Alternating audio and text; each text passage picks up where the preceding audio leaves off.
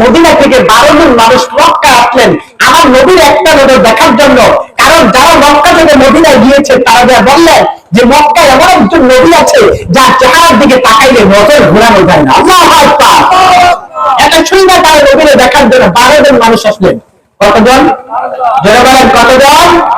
12 জন মানুষ আসলেন আমার নবীরে দেখার জন্য। আয়েশাই সর্বপ্রথম দেখা হয়ে গেল আবু জাহেলের সাথে।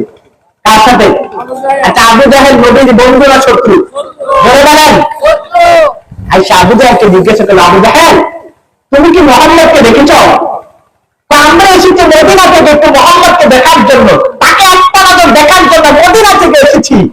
এখন আচ্ছা, আবু জাহেল কি নবীকে দেখতে দিবে? যদি বলেন দিবে?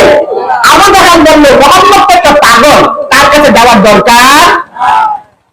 মানুষগুলা বলবো আমরা যেহেতু মদিনা থেকে আসছি একটা মানুষকে দেখাবার জন্য, তাহলে এটা যদি পাগলও হয়, যেহেতু এত কষ্ট করে এসেছি, পাগলটার একটা নজর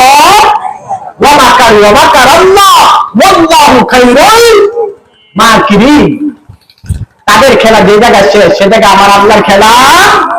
তারপরে পাগলটা একটা নজর দেখবো।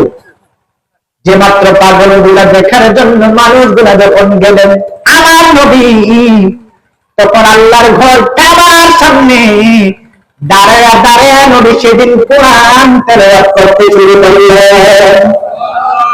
ওই আগন্তুক মানুষগুলো আমার নবীর পিছন দিকে চলে গেলেন। তারা নবীর চেহারা দেখে নাই, পিছন দিকে আমার নবীর চুল মোবারক গুলা দেখলেন। আমার নবীর চুলগুলো ছিল কালো কোকড়ানো কোকড়ানো। পিছন থেকে মনে হয় নবীর মাথার মধ্যে যেন নদীর ঢেউ দেখা যায়। তারা এবার নবীর সামনে গেলেন। নবীর সামনে যাওয়ার পর সেদিন সূর্যের আলোটা আমার নবীর কপালের মধ্যে পড়ল। আমার নবীর কপাল মোবারক একটু ঘাম মোবারক ছিল। সূর্যের আলো যখন আমার নবীর কপালে পড়ল, পড়ার সঙ্গে সঙ্গে দেখা যায় সেদিন দূর থেকে মনে হয় আমার নবীর কপালের মধ্যে যেন নূর গুলা চমকায়। আল্লাহু আকবার জোরে বলেন। তারা এবার নবীর সামনে চলে গেলেন।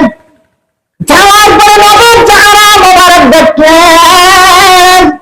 দেখার পর তারা বুঝলেন এটা কেমন পাগল। পাগল যদি হইতো, চোখের মধ্যে কেতু থাকতো, চুলগুলা উলা উলা থাকতো, এটা কেমন পাগল যে পাগলের দিকে তাকাইলে নজর ঘোরানো যায় না। এটা কেমন পাগল না। সেদিন মদিনার মানুষগুলো বললো এটা তো পাগল হতে পারে না, এটা তো পাগল হতে পারে না।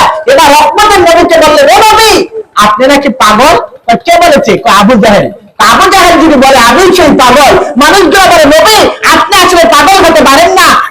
আমরা মদিনার মানুষগুলো বললাম আপনি রহমতের নবী মুহাম্মদ রাসূলুল্লাহ সাল্লাল্লাহু। সেদিন মানুষগুলো কালিমা পড়ে মুসলমান হয়ে যায় 12 জন মানুষ। কতজন? 12 জন। এবার মদিনায় চলে গেলেন।